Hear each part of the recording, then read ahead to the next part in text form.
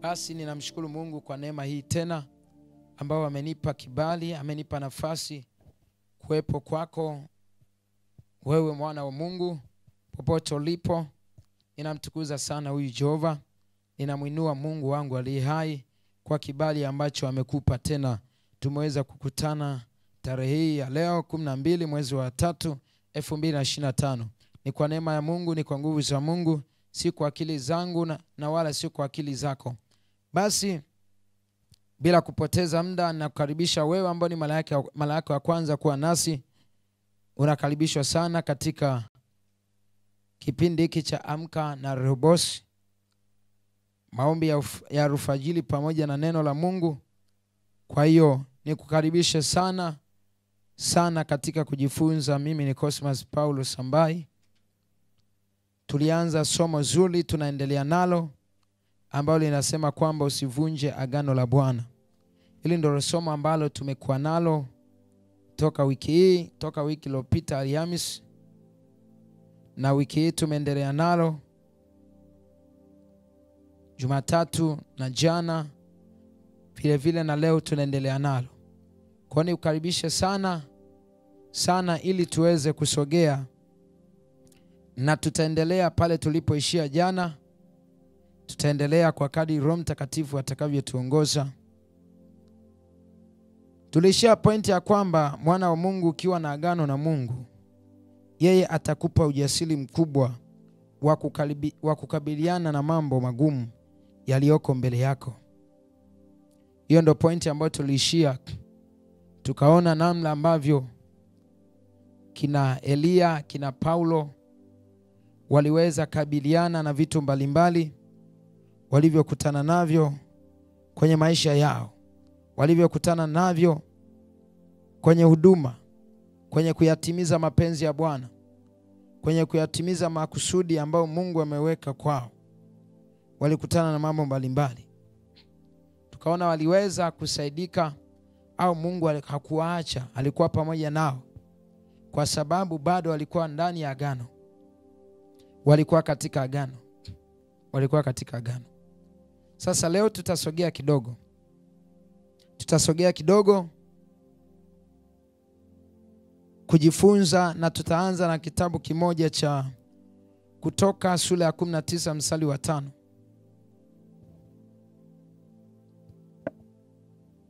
Kutoka sura ya 19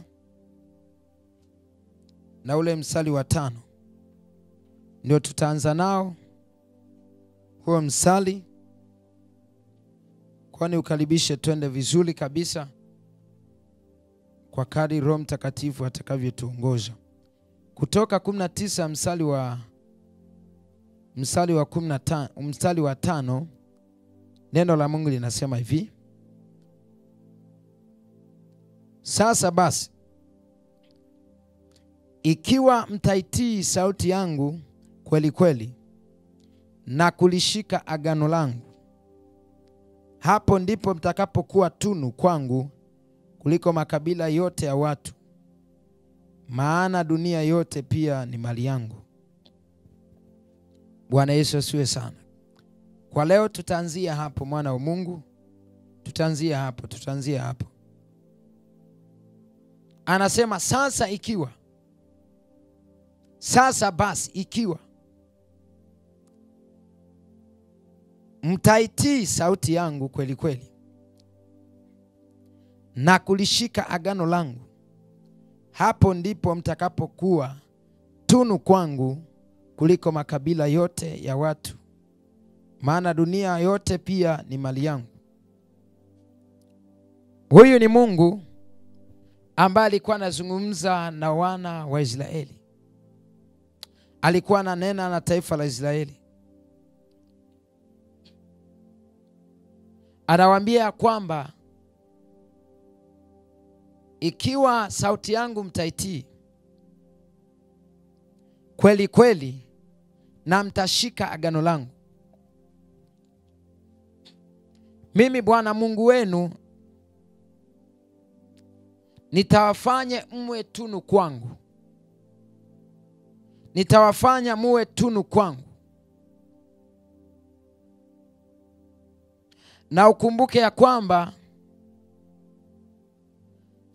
mwanzoni kabisa tuliweza kuangalia mambo kadhaa kutoka kitabu cha Isaya.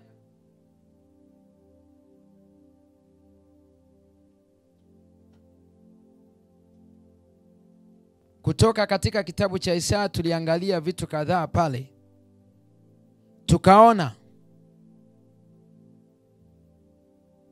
Tukaona namna tunavyotakiwa kusikia sauti ya Bwana na vile vile kumfuata.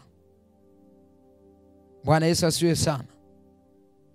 Na hapa katika Kutoka anasema, wakati mtakapoisikia, ikiwa mtaitii sauti yangu na kulishika agano langu, basi mimi Mungu wa mbinguni nitawafanya nyinyi muwe tunu kuliko mataifa yote. Nitawafanya muwe tunu kuliko mataifa yote, kwa sababu dunia yote ni mali yangu.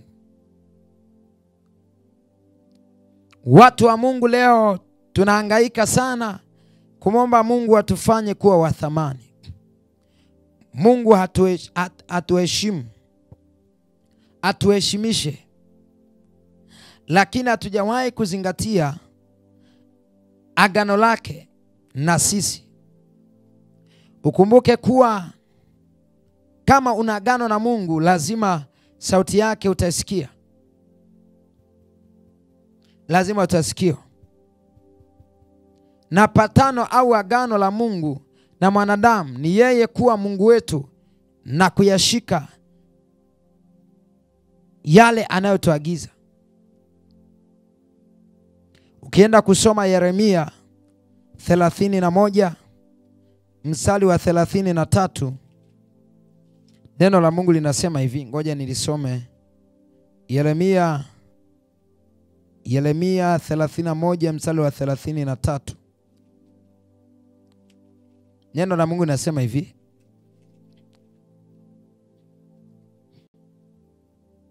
Neno la Mungu linasema hivi.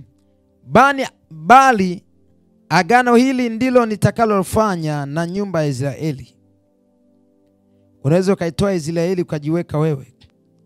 Baada ya siku zile, asema Bwana, nitatia sheria yangu ndani yao,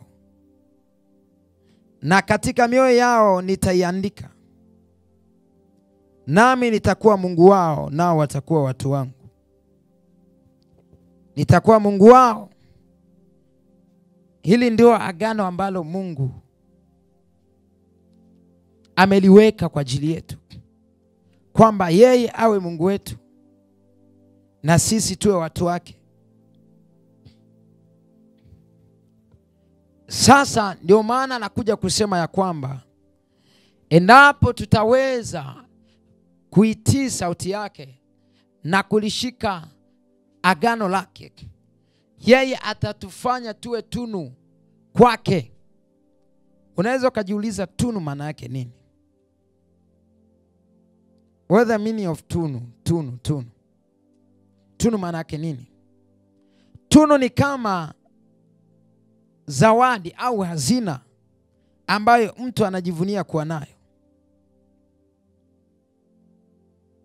Ni thamani fulani alionayo mtu. Bwana Yesu asiwe sana. Tunu ni kama thamani. Maana yake nini? Mungu anasema ikiwa tutalishika agano lake na tutaisikia sauti yake, tutakuwa wa thamani machoni pake kuliko makabila yote. Kuliko makabila yote duniani. Tutakuwa wa thamani. Tutakuwa wa thamani.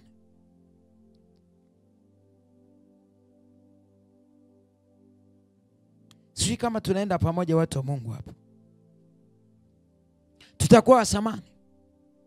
Maana yake tukiweza kushika agano la Mungu, tutakuwa wa thamani mbele zake kuliko wengine. Na tukiwa wa thamani, ametuambia kitu kwenye Isaya 43 na ule mstari wa 4.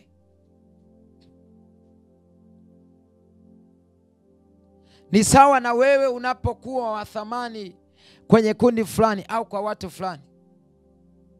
wale watu watakuthamini, tena watakujali kwa kiwango kikubwa. Watakujali kwa kiwango kikubwa kwa sababu ya thamani ulionayo kwenye eneo lao au kwenye maisha yao. Bwana Yesu asifiwe sana. Haleluya, watu wa Mungu. Ndio maana jikuta mtu anajiona anasema fulani ana moyo mzuri sana, amenifanyia 1 2 3. Bwana Yesu asifiwe sana.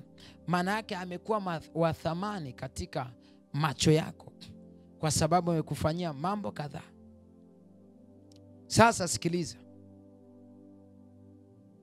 tukishika agano la Mungu na tukaitii sauti yake, yeye atatufanya tuwe tunu kwake, atatufanya kuwa wa thamani mbele zake. Na nimesema sasa tukija kuangalia kwenye Isaya 43 ule mstari wa 4, anasema kwa kuwa, ngoja tusome Isaya 43 na ule mstari wa 4.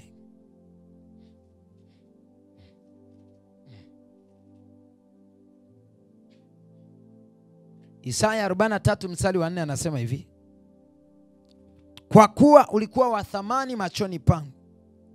Au kwa lugha nyingine sasa unaweza kubadilisha, kwa kuwa ulikuwa tunu machoni pangu. Anasema kwamba na mwenye kuheshimiwa, nami nimekupenda, kwa sababu hiyo nitatoa watu kwa ajili yako na kabila za watu kwa ajili ya maisha yako. Anasema kwa sababu ulikuwa wa thamani machoni pangu. Thamani imetoka wapi? Thamani imetoka baada ya kuitii sauti yake pamoja na kulishika agano lake. Thamani imekuja baada ya kutii sauti yake pamoja na kushika nini? Na kushika agano lake, ambao nasema ndipo utakapokuwa tunu machoni pangu kuliko mataifa yote ya duniani. Kwa hiyo thamani yako mbele za Bwana inatokana na kuisikia au kuitii sauti yake pamoja na kulishika agano lake. Thamani yako ili ipande kwa Mungu aliye juu ni pale ulipokuwa na uwezo au unapokuwa na uwezo wa kuitii sauti yake pamoja na kulishika agano lake. Na nasema kwamba kwa kuwa ulikuwa wa thamani machoni pangu, mimi nimekupenda. Mungu hampendi mtu asiyeshika agano lake. Ndio maana wana wa Israeli, taifa la Israeli, alikuwa akiwaadhibu kila mara. Alikuwa anawatia mikononi mwa adui zao. Alikuwa anawatia wawe watumwa kwa maadui zao kwa sababu ya kuacha agano lake. Kwa sababu ilikuwa dakika sifuri wanaacha agano lake. Mungu akiwaagiza kufanya hiki, sauti yake hawaitii. Wanaona kana kwamba tu kama Ahabu alivyofanya. Ahabu analetewa taarifa na Elia, ujumbe kutoka kwa Mungu, lakini Ahabu hazingatii chochote. Ahabu haoni chochote ya kwamba ni Mungu amesema. Anaona kama Elia amejitungia ya kwake. Na ndipo hasira ya Bwana ilikuwa inawaka juu ya watu wa Israeli. Lakini ukishika agano lake na ukaitii sauti yake, anasema kwamba atakupenda. Na akikupenda atatoa mataifa kwa ajili yako. Mataifa yatakuwa kwa ajili yako. Haleluya. Atatoa watu ambao watasimama na wewe katika kila eneo. Atatoa watu ambao watasimama na wewe kila mahali.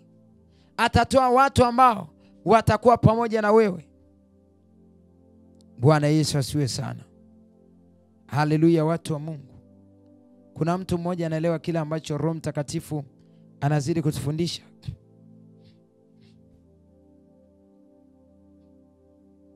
Unaweza ukawa unaona leo hii unafadhaika, unanungunika ya kwamba Mungu yeye hanisikii, yeye Bwana hanisikii, imeenda huku na huku, Bwana haangalii mateso yangu, haangalii tabu yangu. Je, kaa chini jiulize, unataka kuangalie kwa lipi? Unataka kutazame kwa lipi? Huyo Mungu unataka kutazame kwa lipi? Unataka kuangalie kwa lipi? Kuna vigezo na masharti ya Mungu kumtazama mwanadamu. Kuna vigezo na masharti ya Mungu kumheshimisha mwanadamu.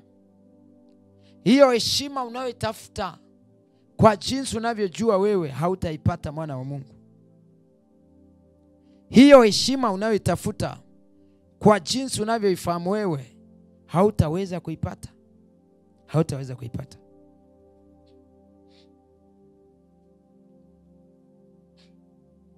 Kwa utakuja kuona faida kubwa ya kushika agano la Bwana. Maana yake ukilivunja agano la Bwana, unajishusha thamani mwenyewe mbele za Bwana. Unajishusha thamani mwenyewe. Usitafute mchawi, usitafute mganga, usitafute adui. Adui wa kwanza ni wewe. Adui wa kwanza ni wewe. Kwa kuto kushika agano la Mungu, thamani yako inashuka mbele za Bwana. Mungu hata kutazama tena kama Elia. Israeli hawakutazamwa tena kama jinsi alivyotazamwa Elia. Wanalia na njaa kwa muda wa miaka 3, mvua inyeshi, lakini Mungu anamtazama mtumishi wake Elia. Anampelekea chakula kwa njia ya kunguru. Anampelekea watu wanamsaidia kwa jinsi ambayo mwanadamu anaweza asielewe, kwa sababu ya agano ambalo alikuwa amelishika. Kwa sababu ya agano ambalo umeshika. Ukilishika agano la Mungu, yeye vile vile atakufanya uwe agano kwa watu wengine. Sasa hiyo ni pointi nyingine. Ukilishika agano la Bwana, yeye vile vile atakufanya uwe agano kwa watu wengine. Anakufanya uwe agano kwa watu wengine kwa namna gani? Ikiwa umeshika agano lake. Ikiwa umeshika agano lake, maana yake utakachokifanya kitakuwa kinamwakilisha yeye. Maana yake ukiwa pamoja na watu, au kiingia kwenye kundi la watu fulani, au kaingia kwenye eneo la watu fulani, wale watu lazima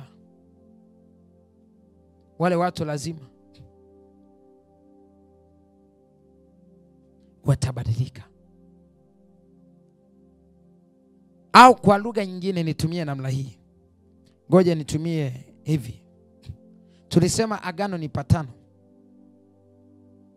kati ya mwanadamu na Mungu, au baina ya watu wawili kuhusiana na jambo fulani. Ukishika agano la Bwana, maana yake ukishika patano kati yako na Mungu wako, na wewe utakuwa sababisho au sababu ya kupatanisha watu wengine na Mungu. Utakuwa sababu ya kupatanisha watu wengine na Mungu. Hata ukikuta watu wawili wamepishana, hawaelewani, utakuwa sababu ya hao watu kupatana. Utakuwa sababu ya watu hao kuelewana, kwa sababu umebeba agano la Bwana. Kwa sababu umebeba agano la Bwana.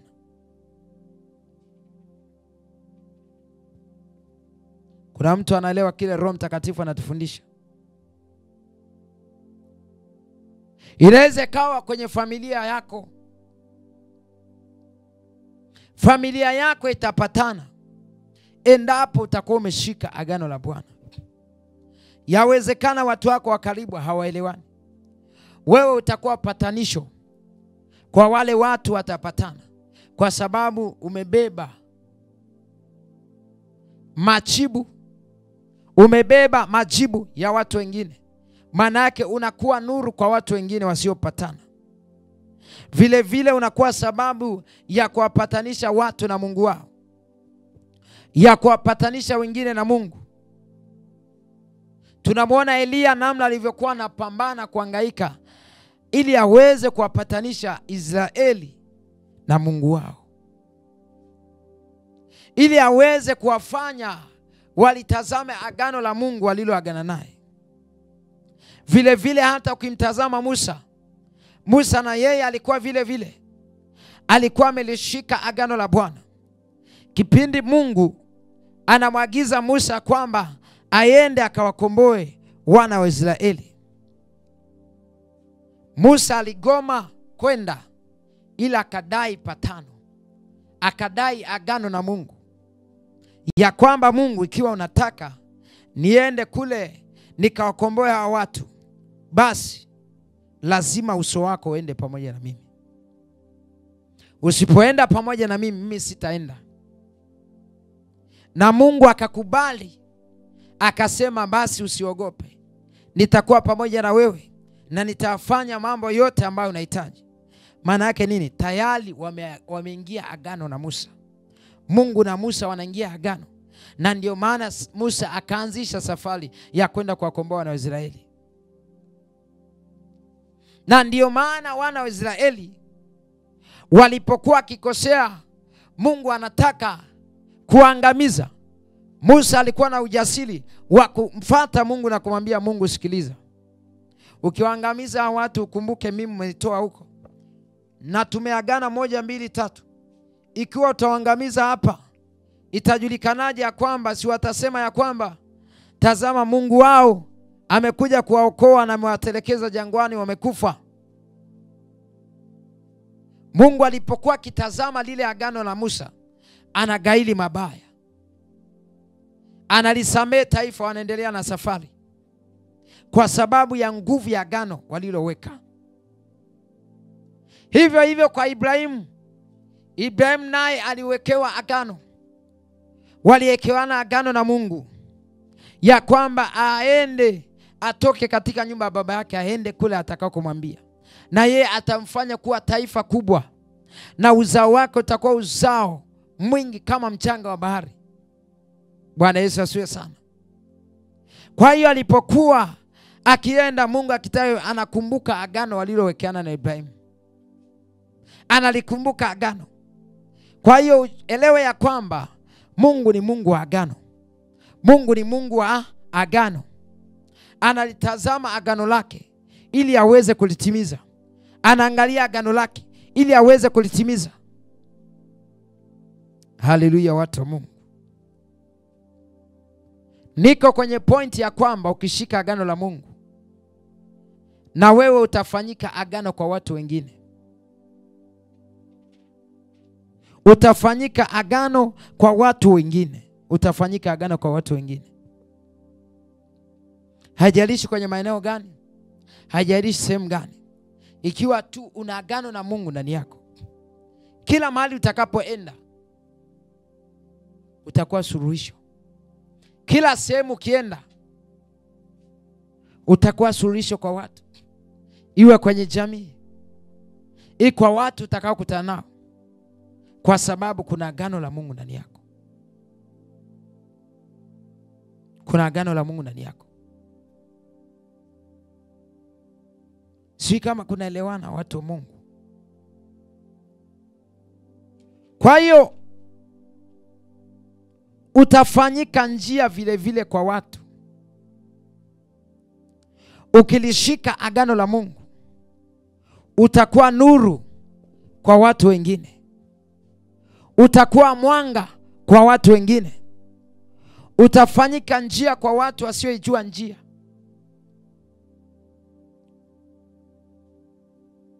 Kuna watu wengi hawajui njia iliyo sahihi. Kuna watu wengi hawafahamu, hawaelewi. Wewe utakuwa ufahamu kwao. utaweresha mambo kadha wa kadha ambao Mungu anakuelekeza. Utaelekeza vitu vingi ambavyo Mungu anakuelekeza, kwa sababu umelishika agano lake. Kwa sababu umelishika agano lake. Sikiliza kwa makini mwana wa Mungu. Unaweza kama usielewe, ngoja nikusomea andiko. Kitabu cha nabii Isaya. Isaya 42 mstari wa 6. Isaya 42 mstari wa 6. Neno la Mungu linasema hivi. Neno la Mungu linasema hivi: mimi Bwana nimekuita katika haki, nami nitakushika mkono na kukulinda na kukutoa uwe agano la watu na nuru ya mataifa. Na kukutoa uwe agano la watu na nuru ya nini? Nuru ya mataifa.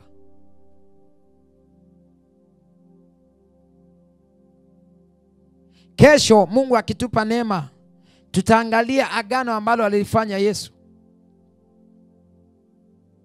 Uweze kuona namna jinsi Yesu alivyofanya agano, alivyolithibitisha agano kupitia damu yake, ambapo na sisi ndo tunafuata nini? Tunafuata nyayo za Yesu. Hizo kipengele kesho tutakimalizia, na mimi na somo letu tutahitimisha siku ya kesho. Anasema kwamba mimi Bwana nimekuita katika haki. Watu wenye agano na Bwana ni watu walioitwa katika haki. Ni watu walioitwa katika haki. Na anasema nami nimekushika mkono na kukulinda. Mungu hawezi kushika mkono kama uko nje ya agano. Mungu hawezi kukushika mkono kama uko nje ya agano. Na ndio maana Elia alishikwa mkono na Mungu kwa kila sehemu alikoenda.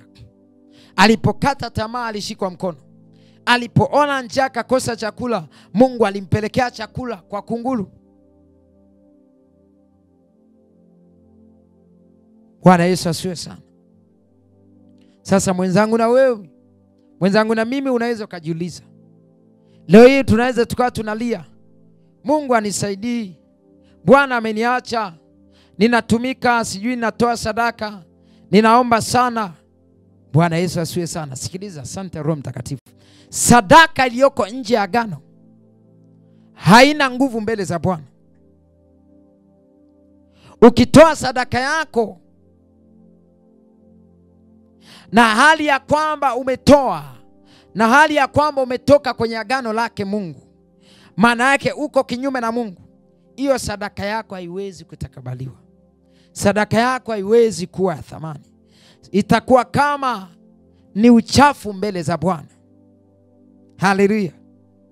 Ndio maana Mungu anakuambia, ikiwa umekosana na ndugu yako na unaenda kutoa sadaka, rudi iweke pembeni kwanza sadaka yako, ukapatane na ndugu yako na kisha uje uitoe. Bwana Yesu asifiwe sana. Unaweza ukawa unalia, unahangaika, unasema nimesaidia watu wengi, nimeinua watu wengi, nimefanya 1 2 3, imeenda huku imekuja kushoto, lakini Mungu sioni akinitendea, sioni Mungu akinisaidia, watu hawaoni thamani yangu. Je, umevifanya hivyo vitu ndani ya agano? Hivyo vitu umevifanya ndani ya agano?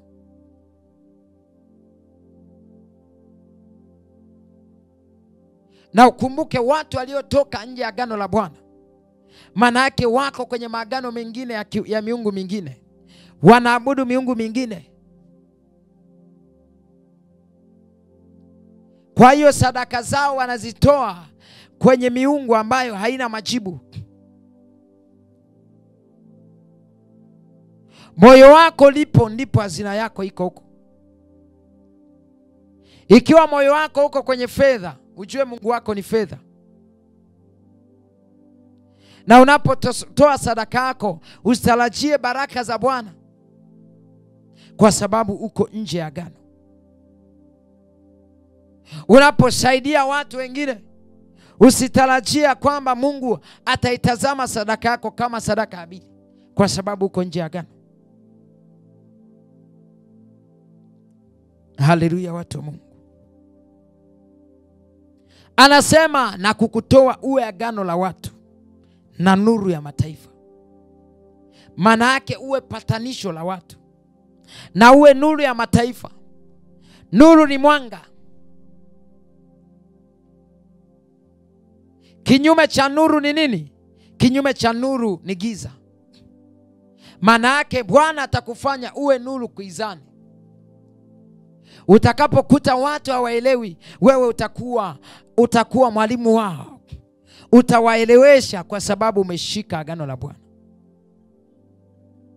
Ukikuta watu wanaishi maisha ambayo hayampendezi Bwana, utakuwa na shauku ya kuwasaidia waje kwa Bwana, wampendeze Mungu aliye hai. Warejee kwenye agano. Warejee kwenye agano. Ukisoma hiyo Isaya 49 mstari wa 8, vile vile anaendelea kusema. Ngoja tusome 49 mstari wa 8. Neno la Mungu linasema hivi. Bwana asema hivi: wakati uliokubalika nimekujibu, na siku ya wokovu nimekusaidia, nami nimekuhifadhi. Nitakutoa uwe agano la watu hawa, ili kuinua nchi hii na kuwarithisha urithi uliokuwa ukiwa. Bwana Yesu asiwe sana. Sikiliza nikwambie, mwana wa Mungu. Ikiwa unatembea katika agano la Bwana, utakuwa sababu ya kuinuka kwa familia yako. Utakuwa sababu ya kuinuka kwa familia yako. Kanisa la Mungu Tanzania, tukisimama kwenye agano la Bwana, Tanzania haitakuwa Tanzania hii. Tanzania itakuwa Tanzania ya kulia. Haitakuwa Tanzania ya kuomboleza. Haitakuwa Tanzania ya kulia maisha magumu. Haitakuwa Tanzania ya kusema 1 2 3. Kanisa tukitembea katika agano la Bwana, katika yale ambayo Mungu anatuagiza, katika yale Yesu ambaye anatuagiza, tutafanyika kuwa agano kwa taifa letu. Na taifa letu litainuka kiuchumi. Litainuka kwenye sekta zote. Litainuka kila mahali.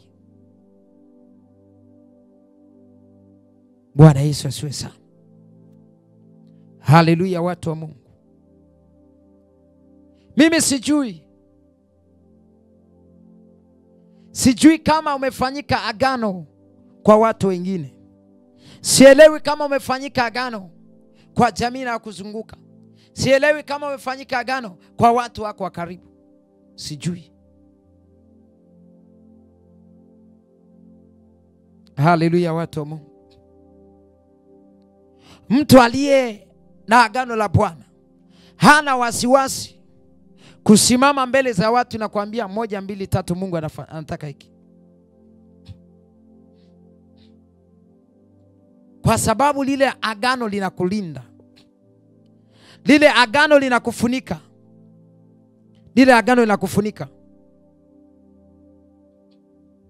Hautapatwa na madhara, na wala adui hata kuweza.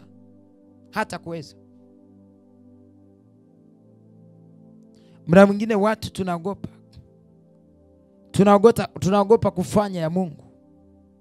Tunaogopa kutenda ya Mungu. Kwa sababu gani? Tuko nje ya agano.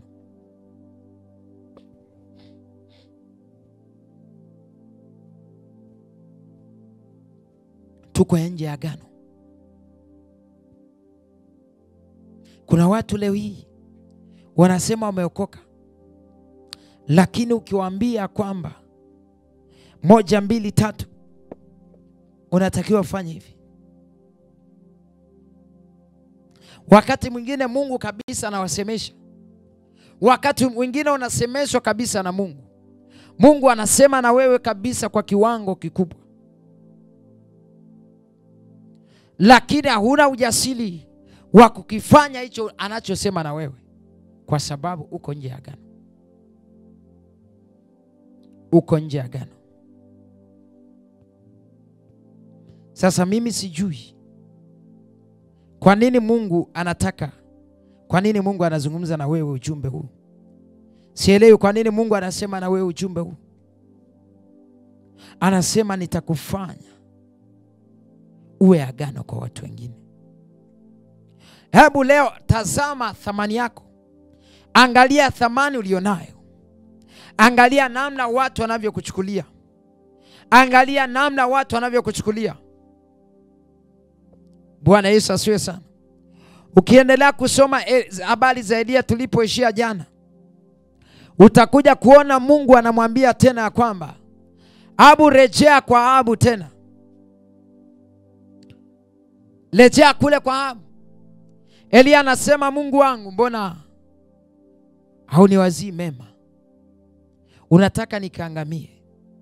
Hawa watu 1, 2, 3. Biblia anasema kwamba kwa kuwa walikuwa wa thamani machoni pangu, nitatoa watu kwa ajili yako. Mungu alikuwa anamwambia kwamba nenda, nitainua fulani, nitainua kina Elisha, kina nani, watawahukumu hao watu. Haleluya. Sisi kama tunaelewa watu wa Mungu. Anamwambia wewe usiogope, usiogope. Usiogope. Usiogope. Wewe nenda. Wewe nenda tu. Wewe nenda. Nenda. Wapo kina Elisha, wapo kina nani watakuja. Bwana Yesu asiwe sana. Ngoja nikusomee. Usije ukasema nimejitungia. Alipokuwa akimuuliza ya kwamba wakati huo sasa Elia amekimbia kutoka kwa Yezebeli kwenda kujificha huko mapangoni. Mungu anamtokea Elia, anamuuliza, kwa nini uko hapa?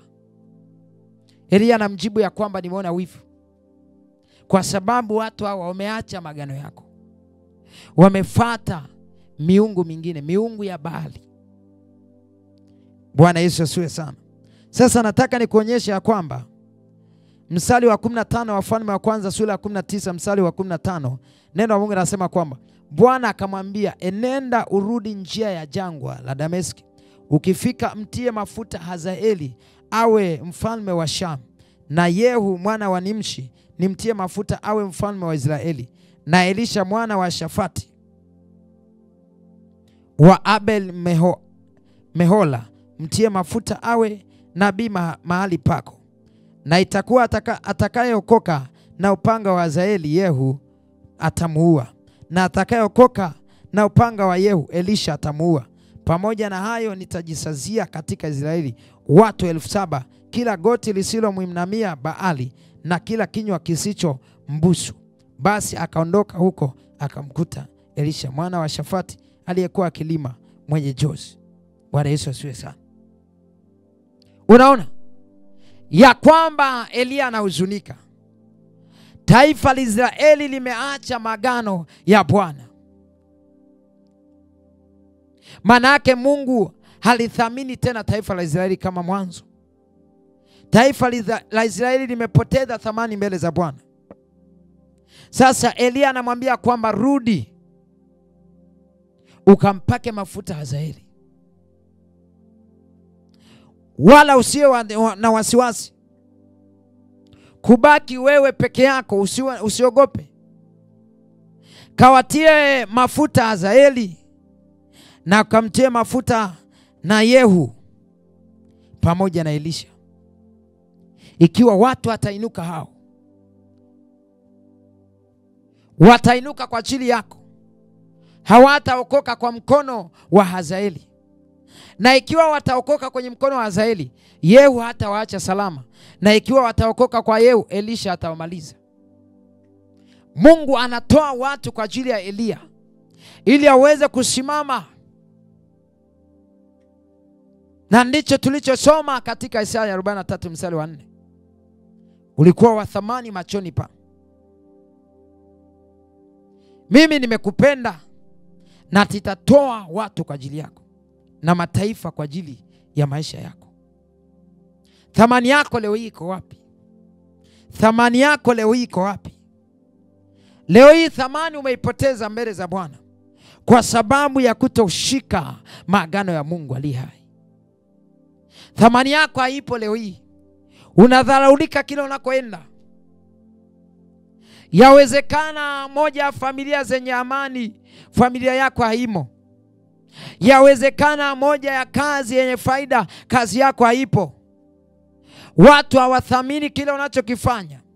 Hawathamini biashara unayoifanya kwa sababu uko nje ya agano. Wenzako wana maagano yao. Wana maagano na miungu yao huko. Ndio inayowafanikisha. Wenzako wameagana na mizimu huko. Wameweka agano na mizimu. Wanaendaga kutambika kila wakati. Wewe ambaye huna mzimu, huna mganga, huna nani, halafu unategemea baraka za Bwana na agano la Bwana umeliacha. Unataka mafanikio ya wapi mwana wa Mungu? Ninazungumza na Tanzania na ulimwengu mzima unaofuatilia kipindi hiki. Mimi sijui ni mahali gani, sielewi ni sehemu gani umemwacha Mungu. Hebu chunguza njia zako, angalia mapito unayopita. Angalia nyakati ulizonazo, angalia majira ulionayo. Ujue miaka inaenda, nyakati zinasonga. Muda husimami, miaka haisimami. Hebu jaribu kukomboa wakati kwa kusikia kile ambacho Mungu anaongea na wewe. Na ikiwa hausikii sauti ya Bwana, rudi kwenye agano. Rudi kwenye agano. Na nimetoka kusema au nilisema siku ya kwanza ya kwamba patanisho, kitu pekee ambacho kitarudisha agano lako na Mungu ni damu ya Yesu pekee. Ni damu ya Yesu pekee. Kwa neema ya Mungu leo tutaishia hapo. Sasa tutaona namna gani ilifanyika agano hiyo damu ya Yesu. Kesho tutaona. Na naamini somo langu litakuwa limeishia hapa. Labda itokee Roho Mtakatifu aongeze vitu vingine, basi tunaweza tukaenda mpaka Ijumaa. Lakini nataka nikuonyesha kwamba maisha unayoyaishi popote ulipo sio maisha yako. Mazingira unayopita, nyakati ulizopo, sio Mungu ametaka. Mapito unayopitia, sio Mungu ametaka. Magumu yote taifa la Israeli waliopitia, wakati huo Mungu tayari alikuwa ameshaweka agano nao. Mungu hakutaka wapitie hayo. Hakutaka. Ila wao wenyewe wamesababisha. Wao wenyewe wamesababisha kwa kuacha agano la Bwana. Kwa kuona Mungu anachelewa kufanya. Kwa kuona Bwana hivi na hivi. Kwa vitu vidogo vidogo tu. Kwa mambo ambayo walitakiwa kubali kutoa gharama kwa muda mfupi ili wale mema ya muda mrefu. Sasa kuna watu leo hii tumeacha maagano ya Bwana kwa kushindwa kutoa gharama. Kwa kushindwa kutoa gharama. Imefika mahali mtu anaona kwamba kazi ya Mungu ni ngumu. Anaona njia za Mungu ni nzito. Anaona njia za Mungu ni ngumu. Alipokutana na magumu tu akamwacha Bwana. Alipokutana na jangwa kidogo akamwacha Bwana. Alipokutana na mtihani kidogo akamwacha Bwana. Na hawezi kuangalia Ayubu jinsi alivyokutana na magumu. Wewe ulipo hapo mwana wa Mungu, sijui kama umepitia majaribu kumpita Ayubu. Lakini Ayubu hakuweza kutoka kwenye agano kamwe. Na ndio maana yale mapito yalikuwa ni mapito kweli. Alipita na baadaye akaenjoy. Lakini wewe leo hii angalia. Unasema ni mapito, ni mapito. Mapito yenyewe hajawahi kupita. Kila siku ni mapito, kila siku ni mapito. Miaka yote wewe unapita tu. Mbona hauvuki? Rudi kwenye agano. Rudi kwenye agano. Kanuni ya Mungu kwa mwanadamu au kwa mtoto wake ni kumpeleka utukufu hata utukufu, viwango hata viwango. Haiwezekani wewe uliokoka mwaka jana bado uko vile vile mwaka huu.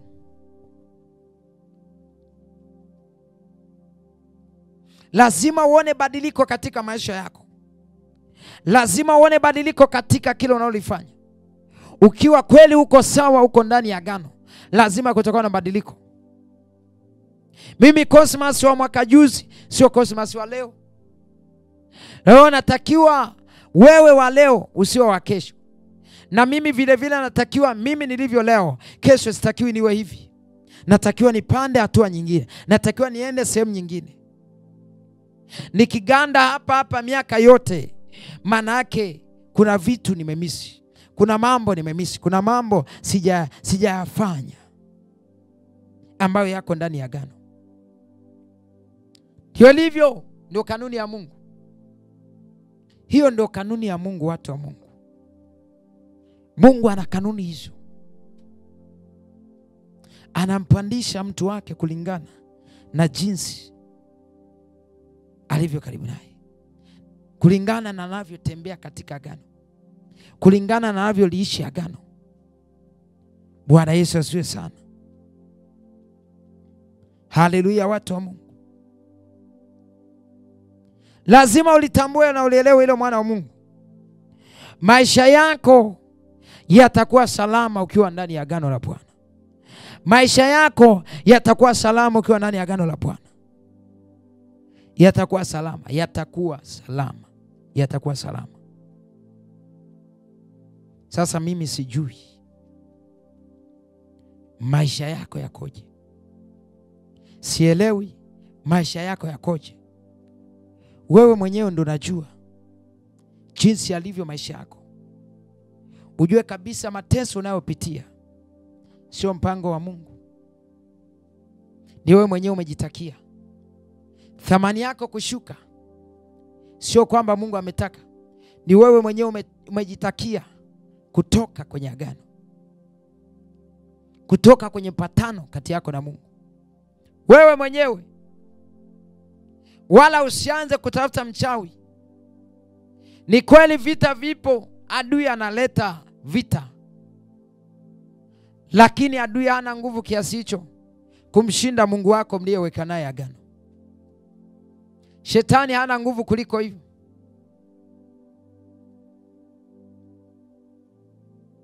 Shetani hana nguvu kuliko ulivyompa kipaumbele. Wewe kila kitu shetani. Huyo shetani wakati mwingine yeye anashangaa. Wakati mwingine na yeye anashangaa.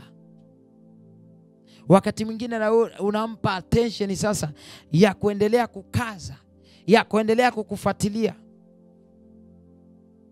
Kwa sababu unamtaja sana hata kwenye sehemu ambazo hahusiki. Simama kwenye agano. Simama kwenye agano. Simama kwenye agano. Mungu wetu ni mwaminifu sana. Agano lake halijaweza kutanduka. Ndio maana hata leo hii unaona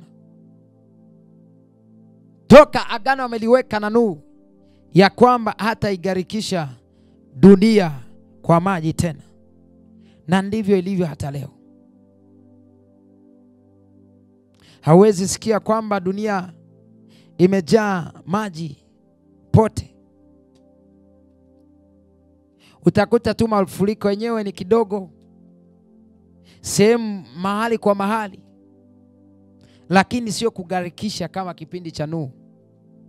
Akafuta kila kiumbe, akafuta kila mali. Nuhu pamoja na wanyama walioingia nao kwenye safina ndio walipona. Lakini Mungu akiweka agano halitangui. Atahakikisha analikamilisha kulingana na jinsi wewe ulivyo tayari kutembea katika hilo agano. Ni muda kitambo tu, usikate tamaa. Kama uko ndani ya agano la Bwana, usione Mungu anachelewa kujibu.